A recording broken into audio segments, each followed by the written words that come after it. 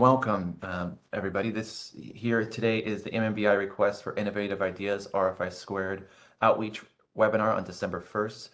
My name is Nick Beard, and this is being recorded at this time for everybody's edification for later use. I wanted to welcome everybody for coming here today. We have a great panel that'll be able to help guide us through this presentation that we have here today. If we can switch over to the next slide, please.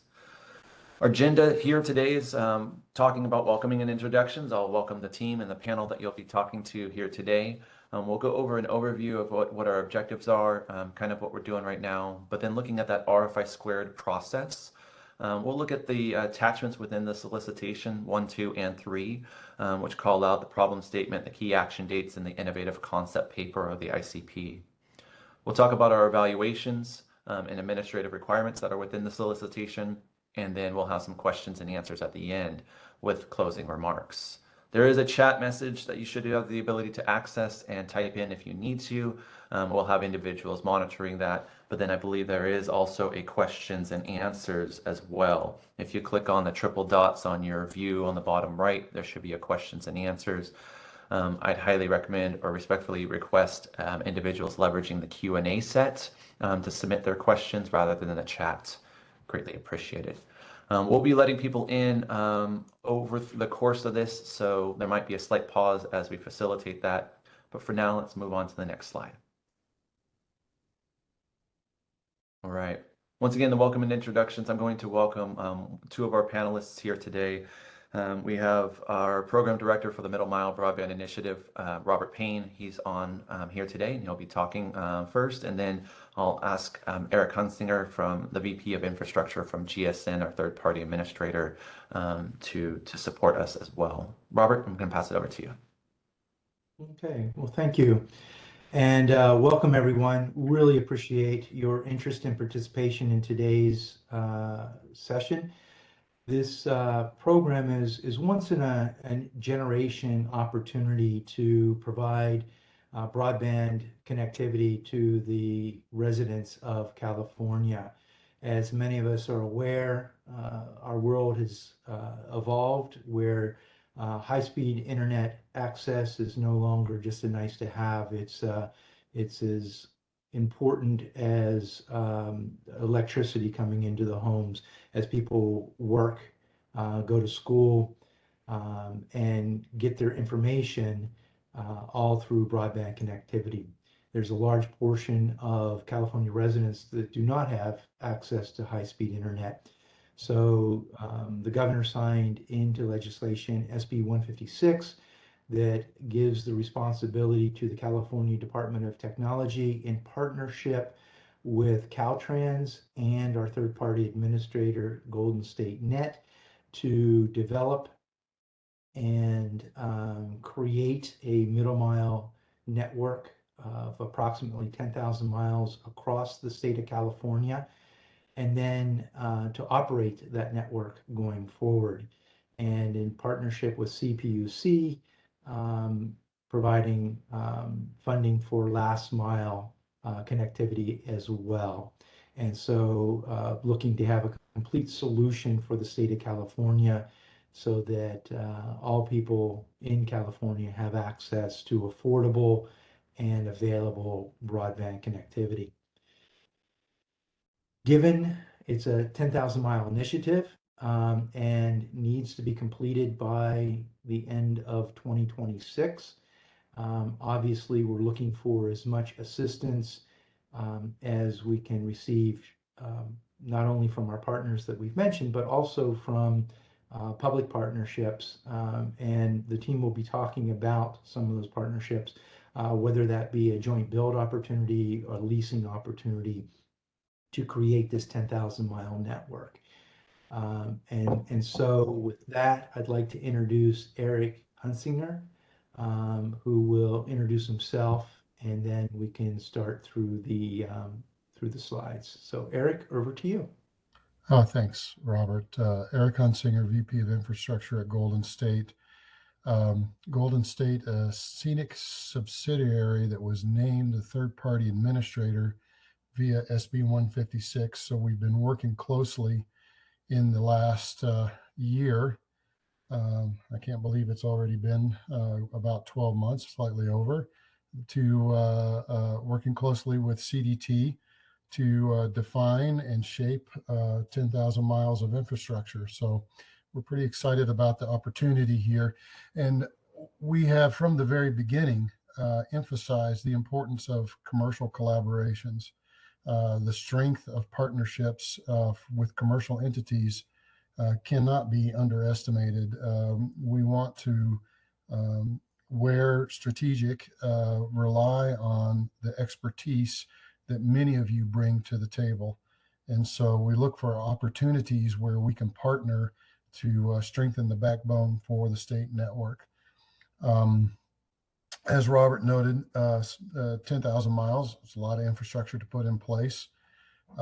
We have each Caltrans district has been identified their portion of the network that they need to procure and manage. And so they've already gone to the market with job order contracts through that process. But we don't believe that that's going to solve all the connectivity that potential that we can put in place. So we're looking for any creative means to get the infrastructure that SB 156 calls out into place for the people of California. So I'm not sure what else I might say, but we're here for questions and any kind of creative collaboration that might be brought to the table. With that, I'll hand it back to Mr. Nick Beard. Thank you both, Robert and Eric, for that introduction. It's greatly appreciated for your guys' time, effort, and energy to introduce this to the team and the individuals here today. Next slide. Okay.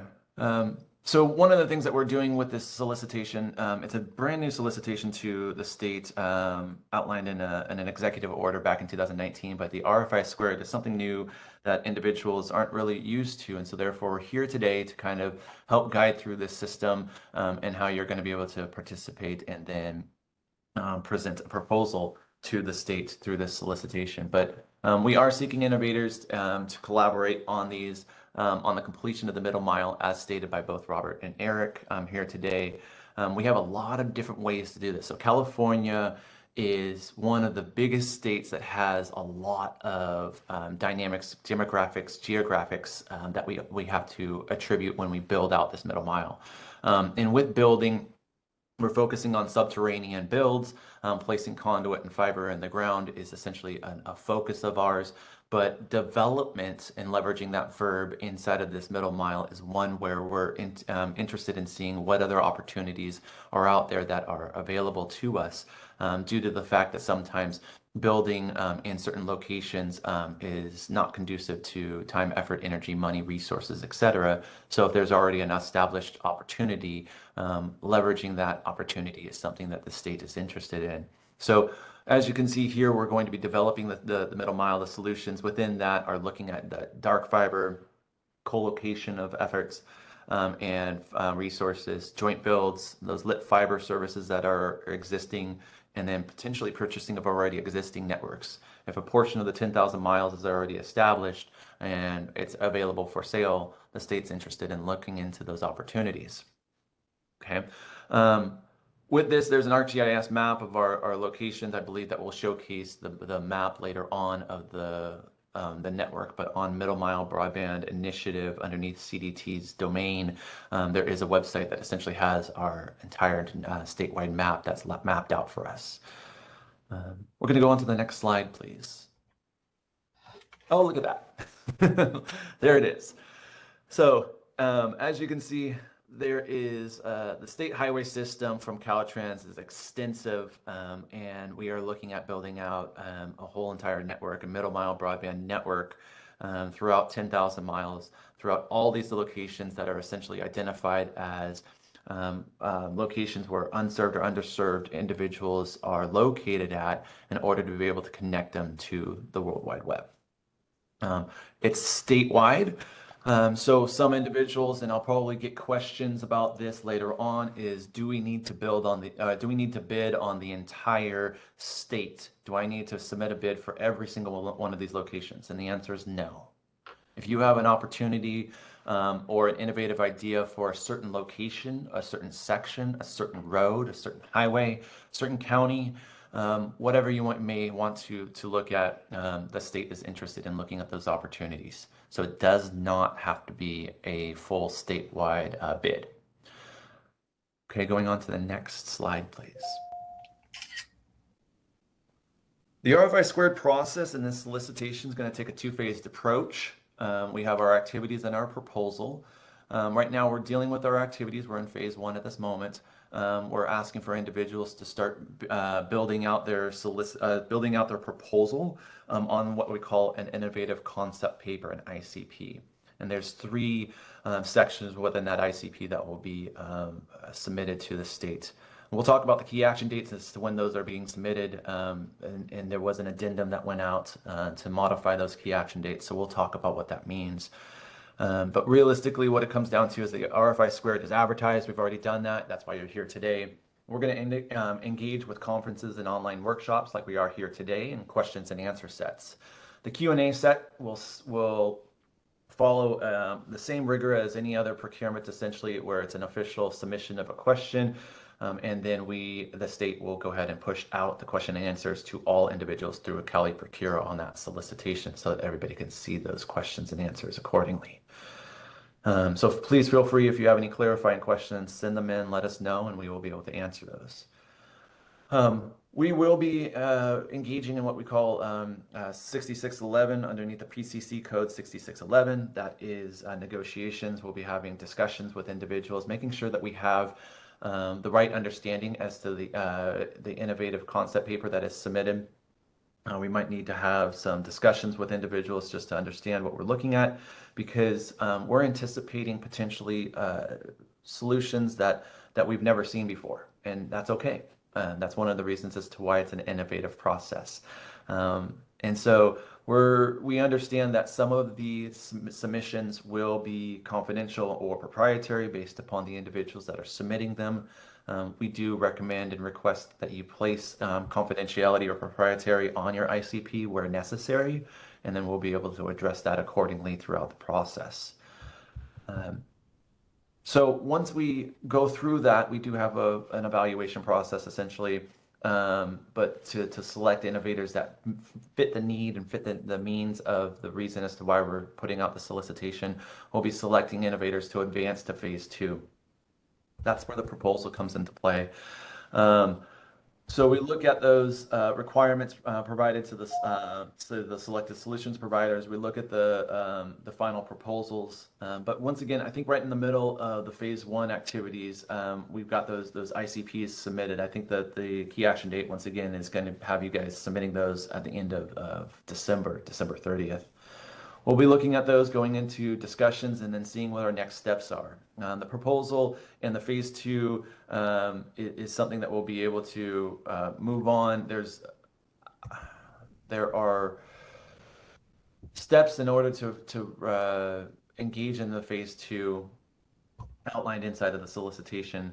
But essentially, we come down into those negotiations, we come down into those discussions with those innovators, and then those final proposals are submitted. We do an evaluation, and then we award accordingly. There can be a multiple award with this, so it's not just one innovator. If an innovator decides to propose something in the north of California, and an innovator proposes something in the south of California, those two can be awarded at the same time from different innovators. There is a question at this moment, and I can answer this. Is the RFI2, or excuse me, is the RFI squared only for middle mile solutions? This is the objective of the Middle Mile Broadband Initiative with CDT, is we are looking at the middle mile in its entirety. I am going to open up that question a little bit more to both either Robert or Eric. Is there anything else to that question that you would want to add? Thank you, Nick. Yes, the RFI squared is only for the middle mile. Last mile will be provided through other funding sources through the CPUC, as I mentioned earlier. But for this particular RFI squared, it is only for middle mile solutions. Appreciate it. Yeah, just to add a bit more color, with collaboration through a CDT and the CPUC, analysis was done of general areas in need of broadband. So no specific plans were defined for last mile connectivity at all. In fact, SB 156 calls out the need to enable the middle mile, to develop the middle mile to enable future last mile solutions, none of which has anything to do with this network. The network is going to be in place to empower commercial and community last mile initiatives of all flavors and types. So there are no designs to do last mile connections on any of this network. Now, of course, middle mile, last mile, that's potato kind of thing.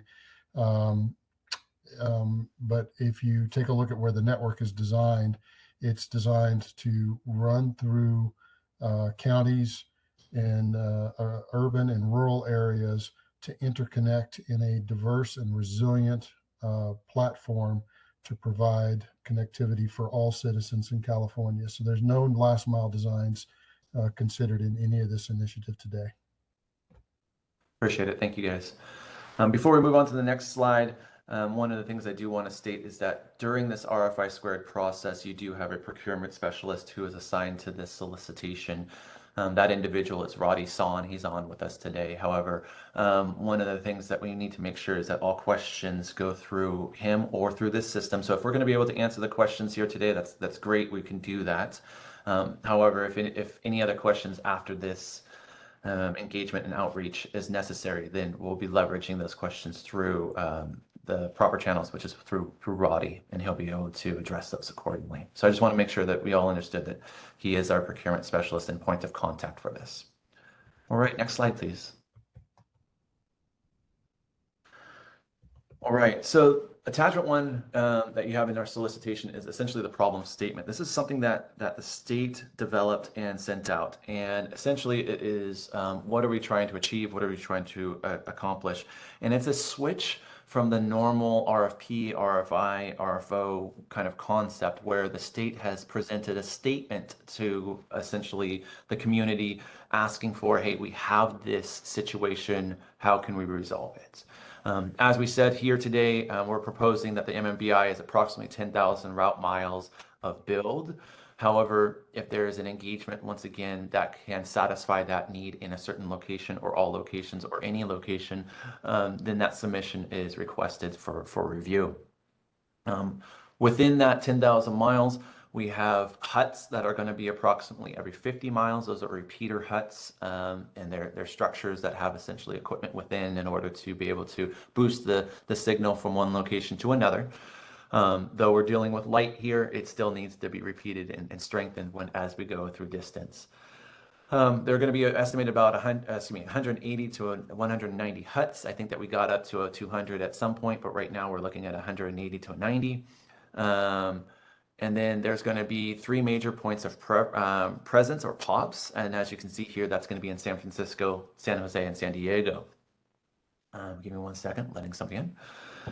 And then we have contracted, so CDT has contracted with material suppliers, and we have secured fiber, conduit, and the components necessary. Those are the main materials required in order to develop this build, but we understand that there's going to be other requirements, other materials that are necessary in order to essentially put the fiber in the ground, as you can see from the picture to the right. But the fiber, conduit, and components have been secured already, and we will be delivering those accordingly to the build sites through means necessary. Once again, our potential solutions that we're looking into, these are suggestions, and they're not required, and you don't have to submit a innovative concept paper on all of these or just one of these. You could have a couple different options, but we have dark fiber, co-locations, joint builds, lit fiber. We utilize conduit and purchasing of existing networks are out there.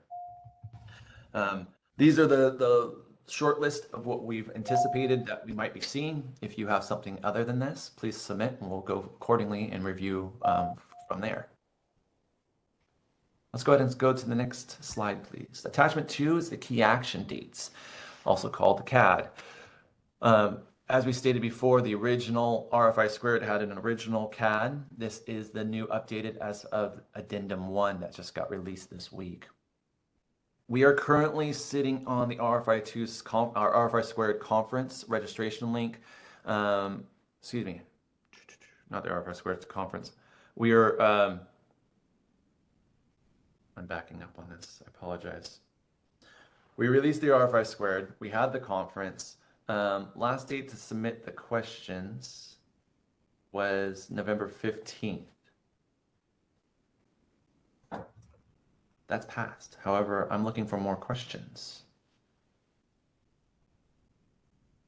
Roddy, are you on? Yeah, I'm on. Are we able to still submit questions? That was I think we didn't extend the due date of the questions, but if questions still come through, it's up to our program to respond to it, and then I can still do another addendum based at the new question. We have questions here today, Roddy, that are inside of our questions and answers, so I'm thinking that we're going to have to review that date. So it's a soft date right now. I know that we had an original hard date of November 15th, but with these questions that are currently being submitted, we'll need to potentially look at allowing for questions accordingly so that we can get them back out to everybody here today. The biggest thing that we'll see here is the innovative concept papers. Those due dates are on the item number 4. That's on December 30th now. It was, I believe, yesterday was the original date, so now we pushed that out for another 30 days for individuals to be able to review and develop their ICPs and submit them through. There are requirements for the ICPs. I want you to be very specific with that. There's a 3-part requirement, and with those 3 parts, we're asking for 10 pages total. There's no need for a cover page. There's no need for a table of contents. It's just submit and go. We want to have it 10 pages so that it is quick, easy, and streamlined for review so that there's no ambiguity in the submission. We did submit through the solicitation some questions in an Excel format, for instance. Those are to be used as reference or used as guidance. You are not required to answering all of those questions, but those are suggested approaches or engagements for your ICP. The ICP is a 10-page document that can be submitted either Word or PDF, but leveraging the Excel document in its entirety, if we were to print it out and it becomes 10 pages, then that's appropriate, but anything past 10 pages we're interested in not looking at, just for expedition of this effort. The ICP does have some very specific guidelines to be able to submit, so please review those before you move forward. We once again, as well with the ICPs, there's been questions as far as, can I reference a link to the outside or a website? If there is reference outside of the ICP 10 pages, that will not be considered within the submission. It has to be within that 10 pages of documentation. So if I was to print it out, put it in my hand and read it, I have that ability to do so without having to go somewhere else. So wanted to give that guidance there because it's really imperative that 10 pages is adhered to. We'll be doing our evaluations in January and then having those confidential discussions. And as you can see here, notification of to the finalists and negotiation of the contract to perform phase 2 is estimated dates. These are all dependent upon essentially the discussions and what's necessary in time and availabilities.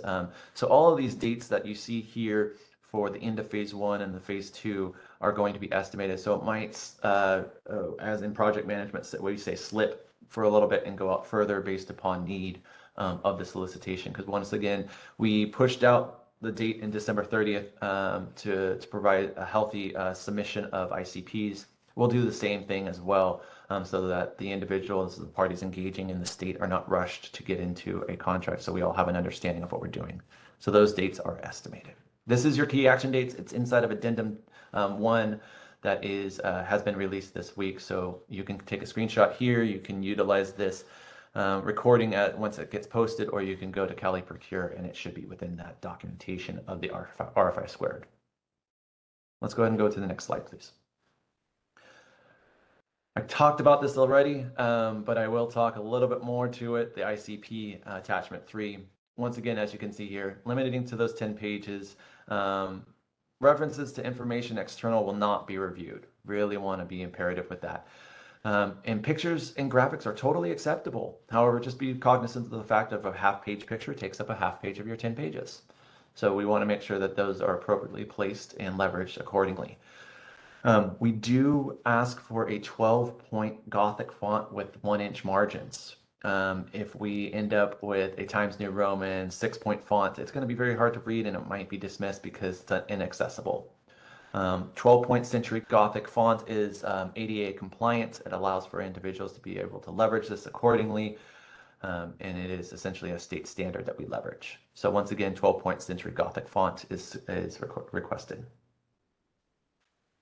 Here are the sections to provide. So we have an executive summary. It might just be your 30-second approach, your elevator speech, essentially what you're trying to accomplish. And then the idea, the solution, and the approach are your 3 items here.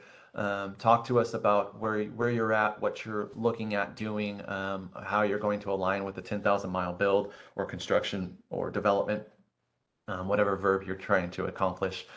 And then talk to us about that solution. What are you trying to propose? What do you have in your bucket, your wheelhouse, your availability to the state? And then how are you going to accomplish that through your approach? Talk to us about how you're going to engage, how you're going to essentially participate or partner or solicit or sell, or however you may want to engage with that ICP and that proposal. Those are the 3 items. The idea, the solution, and the approach are the main portions of your ICP with a good executive summary at the beginning. Okay, we're going to go on to the next slide, please. Okay, so evaluations and administrative requirements are required with any solicitation. Obviously, we want to be fair and appropriate with everything that comes in. So the RFI squared contains 2 instances of evaluations. The phase 1 is essentially we want to make sure that that ICP fits within the bill of the problem statement. If we get a solution, for instance, that says we're going to build the California Middle Mile in Florida, it unfortunately doesn't fit the bill. So we want to make sure that it fits with that problem statement. So please reference the problem statement and making sure that it fits accordingly. And then we're going to be looking at those 3 items, the idea, the solution, and the approach, and understanding, okay, this is feasible, this is doable, this is within that scope. We'll be doing an evaluation of that phase 1 and stating, okay, these individuals are available or can be selected to move forward into our phase 2. So phase 2 are the proposals. We're looking at going on to the phase 2 and recognizing that those individuals will be going into those confidential discussions, into negotiations, into realistically seeing what it's going to take for us to implement. At this moment, phase 1 isn't looking at cost. Phase 2 will be. So that's kind of imperative, important. The cost worksheets are not required inside of the ICP. We're not looking for money. We're not looking for line items. We're not looking for that. We're looking for the essential proposal through the ICP. And then phase 2 will have their own evaluations as well. We will have administrative requirements. Obviously, we want to be able to engage with individuals who can engage with the state. We do have our general terms and conditions that are also outlined. We provided 2 templates for an IRU, indefeasible rights of use, if I said that right. And then that agreement and terms and conditions are in there, as well as the joint build agreement terms and conditions, both of which are available for red lines or negotiation inside of negotiations as well. So we can start looking at how that engagement works, but those are templates that the state's wanting to leverage for discussions. So if you're proposing a joint build opportunity, then please look at the joint build agreements, terms and conditions, and then thus, as well as if you're doing an IRU, look at those agreements, terms and conditions. Obviously, if you're doing both, look at both. If you're not doing either, it doesn't apply. There are documents that we requested inside of the RFI squared that essentially, like I said, make sure that the individual company or the proposer that is the innovator that is engaging has the ability to engage. So if you have any questions with that, please let us know. But those are the administrative requirements that are necessary, and that'll be part of our evaluations. Okay, let's go on to the next slide, please. All right. With that being said, we have a questions and answers set. A couple different ways that we can engage with this, but I do see that there are about 6 different questions, one of which we've already answered inside of the Q&A. I'd like to invite our panelists back, so both Robert and Eric, just to be available if possible. However, what I'm going to do is I'm going to go through the questions as we see fit and see if we can move them over. And then if you have any verbal questions that you want to ask, please raise your hand. But I'm going to go through the questions first because those ones are first proposed, and then we'll go through the hands that are raised if necessary. And once again, panelists, as we are going through this, if we need to defer any of these, what we can do, an opportunity is to defer this to a later date, and then we will submit answers accordingly through Roddy's process in the solicitation process. Question number 2 comes from Chris, and in addition to the physical infrastructure needs, are there needs for operational tool sets, i.e. project planning, work order management, field service management for ongoing maintenance? Rick, would you like to take that as the representative of GSN who will be doing the ongoing operations of the network? Sure, thank you. We believe that that would be a value add. However, I want to reiterate the state at this moment wants to delineate between the infrastructure which the state wishes to own outright versus ongoing operations and maintenance. If any entity wishes to tender an offer around that, we would entertain what the terms and conditions might be, but tying that to the infrastructure might be a non-starter. So we need to understand what the terms and conditions are related to that and how that fits into the network offered. I will be honest, we do anticipate that we, at some point as the network is developed and deployed, we will need assistance in managing and maintaining the network statewide. We don't know yet how that is going to take shape. So we're willing to take on any kind of offers to understand and evaluate how that might fit in the long-term goal of managing the network. Thank you. Question number 3, are you considering equipment providers to light the fiber now or just the physical construction of the fiber? So I'll go ahead and answer that one, Nick. So the state has 2 mandatory contracts that covers the electronics, and we will be procuring the electronics off of those mandatory contracts. Appreciated. Thank you. Apologies, that was from Thomas. Thomas was the one who asked that question. Mark asks this question. He says, thank you for reviewing the key action dates. As the last day to submit questions was November 15th, would CDT please extend to December 15th? I think that we answered that question. We're going to be looking into doing so and publish all the submitted questions and answers since the addendum added new requirements. Mark, I can answer that question as I did in the presentation. We will be looking into doing as such. Thank you.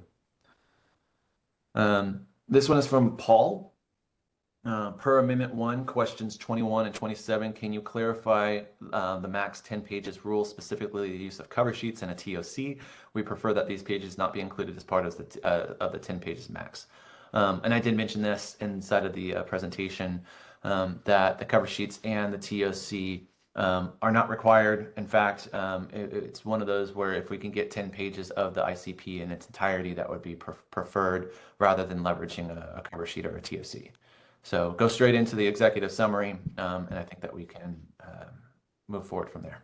So thank you, Paul. I'm going to go down to Scott Scott asked, will there be subsequent bid opportunities to support the network build, for example, electronics to light fiber? And I think that's consistent with Robert, your question, or your answer that you just provided. Yes. Okay. Frank asks, what is the dark fiber strand count the state needs for possible routes? If lit fiber is offered, what capacity is required?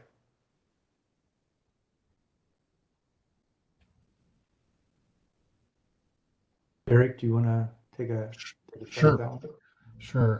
The state standard, let me describe what the state is constructing. Any areas that we are planning to do construction, we're looking to put in a system comprised of 4 2-inch conduits with a 288 count cable. And of course, in a 288 count, in a system like that, you can install much more fiber. The idea is to be able to expand as needed when fiber is used up. So there are variations in that design that we are willing to consider based on cost to go to market. With collaboration with Robert and CDT and Mark Monroe and other folks, in some cases we've redefined that basic system approach from something slightly less or even something significantly less. Ultimately, the state is targeting like a 288 count fiber. Now, I will be honest, there may be some routes where lit fiber is considered, but it is not a top priority by the state. Lit fiber is a managed lit service like 10 gig or 100 gig. It might be a means to bridge the network until construction is complete, but it's not a top priority at this time for the state to entertain. So any entity offering that solely lit fiber will be lower on the priority for CDT's evaluation, is my sense of where that particular product is. Thank you, Eric. Last one that I have here at this moment with no hands raised is that I think it's a follow-up, but which state contracts will be utilized for the equipment procurement? From my understanding, we're leveraging established statewide electronic procurement contracts that are available, but currently right now we are in review as to which ones we're going to be leveraging, so that decision has not been made final. Robert or Eric, do you have anything to add to that? I think Roddy would be able, from the procurement team, to answer that question better. Thank you.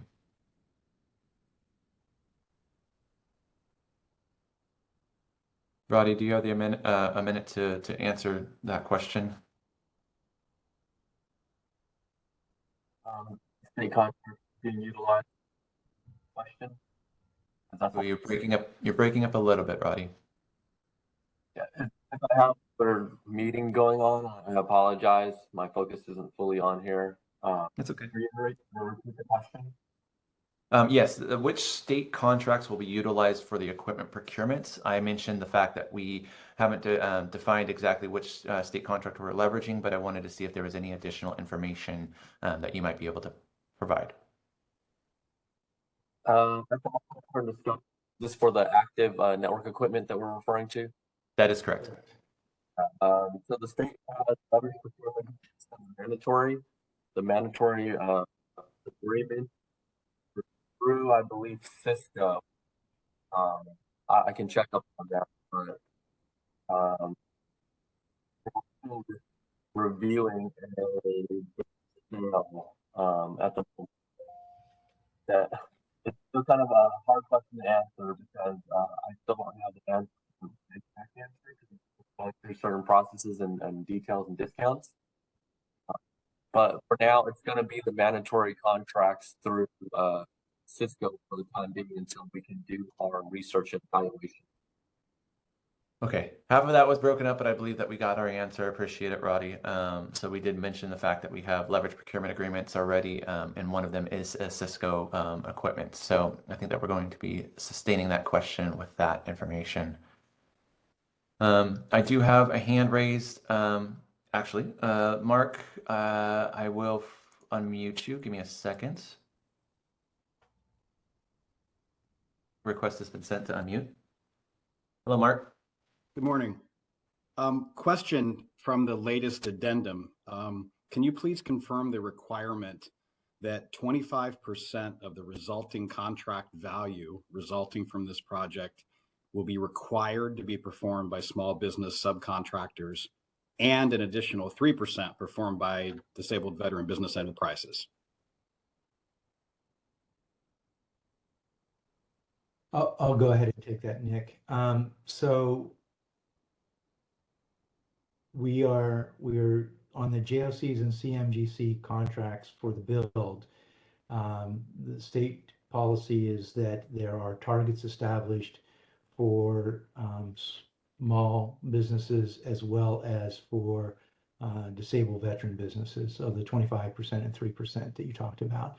How that is handled through those contracts is a submission of a project plan of how those would be provided.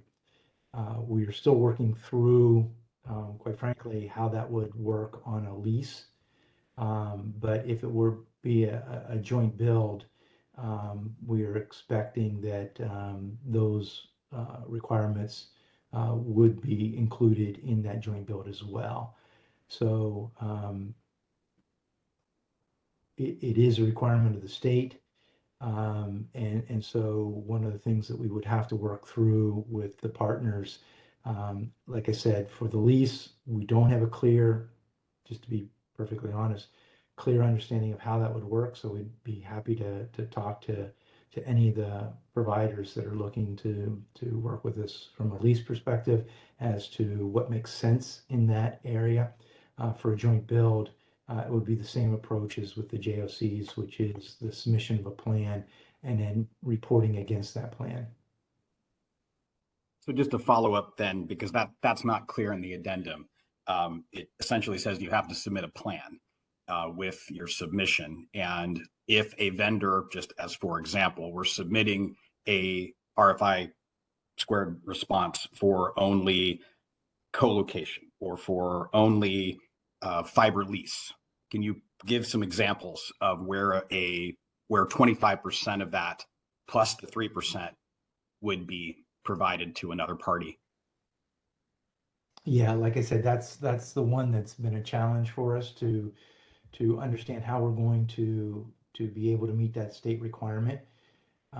So what I suggest, Nick, is that we send out a clarification to that question.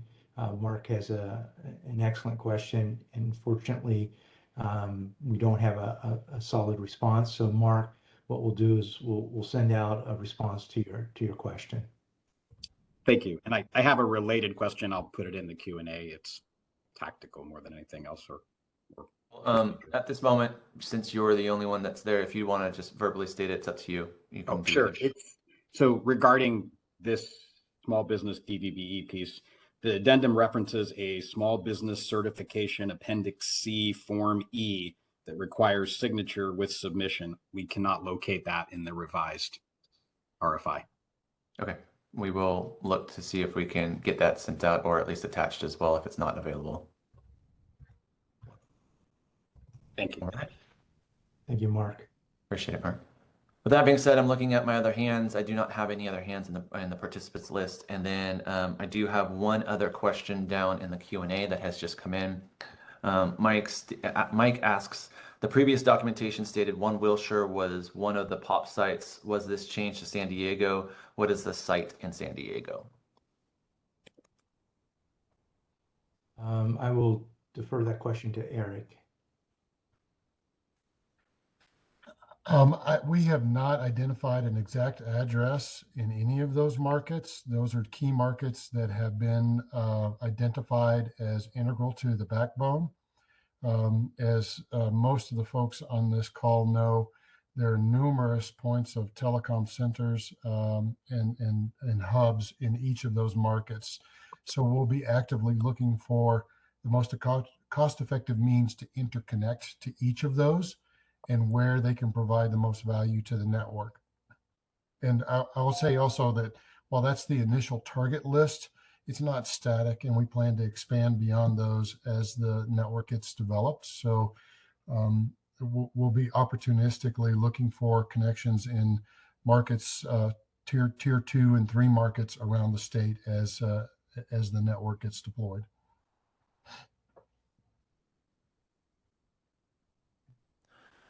I appreciate it. All right, with that being said, we can go on to the next slide, please, which is essentially a thank you. This is the closing remarks. This is basically stating thank you for your time, effort, and energy here today. We have many questions, as you see here. We'll be able to put those into a Q&A set. We will be looking at doing an addendum for the key action dates to making sure that we have the necessary components as mentioned here in today's conversation. If you do have any questions regarding this presentation, for instance, you can contact the MMBI PMO email address as you see fit.